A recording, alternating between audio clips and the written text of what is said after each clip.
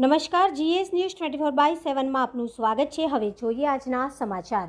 રાજકોટ જિલ્લાના ઉપલેટામાં મચ્છીના ધંધા અર્થે દેવી પૂજક જયાબેન તેમના ઉપર ખુલ્લી હુમલો તેમના જ સમાજના દેવી પૂજકના સમાજના આશરે 7 થી 8 લોકોએ ખૂની હુમલો કરવામાં આવ્યો। તેમાં જયાબેનને માથાના ભાગે અને પગના ભાગે વધારે ઈજા થતાં તાત્કાલિક ઉપલેટા કોટેજ હોસ્પિટલ સારવારમાં ખસેડવામાં આવ્યા।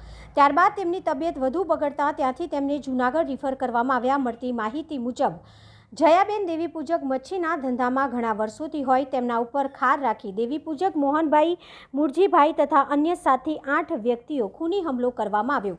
હાલ ઉપલેટા પોલીસ જૂનાગઢ આવેલ અને પણ હજી સુધી કોઈ કાર્યવાહી કરવામાં આવેલ નથી। ખાલી નોર્મલ કાર્યવાહી કરવામાં આવી છે। આજે જયાબેન દેવી પૂજકની તબિયત વધારે ને વધારે બગડતી રહી છે। સૂત્રોમાંથી જાણકારી મળેલ છે અમને કે ઉપલેટા પોલીસની કામગીરીથી અસંતોષ જણાઈ રહ્યું છે, જેથી કરીને ઉચ્ચ કક્ષાએ રજૂઆત કરી અને અમને વહેલી તકે ન્યાય મળે, નહીતર આવનારા સમયમાં જયાબેન દેવી પૂજકના લોકો ઉપલેટા પોલીસ સ્ટેશનની સામે ધરણા ઉપર બેસશે તેવી દેવી પૂજક સમાજની ચીમકી ઉચ્ચારવામાં આવી હતી। Reporter Amrutbhai Ranva, Gujarat secure news, Upleta. નામ છે મેહુલભાઈ ધીરુભાઈ ચુડાસમા, ઉપલેટા રહેવાસી છે અને મચ્છી વેચતા મારા મમ્મીને 7 જણાનો હુમલો કર્યો છે। લાકડીને પાઇપોનો માર છે। માથામાં 10 થી 12 ટાંકા આવ્યા છે।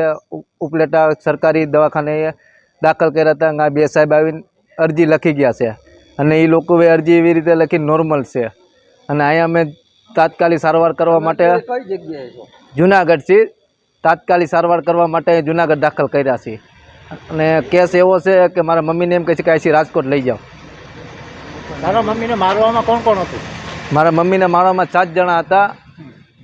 હા, અને હું મારા મમ્મી મચ્છી વેચતા હતા ને 7 જણામાં વાંહેથી હુમલો કર્યો। ખબર કોઈ જાતની હતી નહીં, વાંહેથી એકલા હતા એટલે વાંહેથી હુમલો કર્યો। મારું નામ રાકેશભાઈ ધીરુભાઈ ચુડાસમા છે અને મારી માનો અહીંયા મચ્છી વેચતા ઝઘડો થઈ ગયેલો છે અને મચ્છી વેચીને અમે અહીંયા ગુજરાન ચલાવે છે અને મારા મમ્મીને પાઇપ મારેલો છે માથામાં। અમારો કોઈ ન્યાય કરતો નથી। પોલીસ સ્ટેશને અમારી ફરિયાદ લખી નથી। કોણ હતા એ 7 જણા છે મારામારી કરવાવાળા।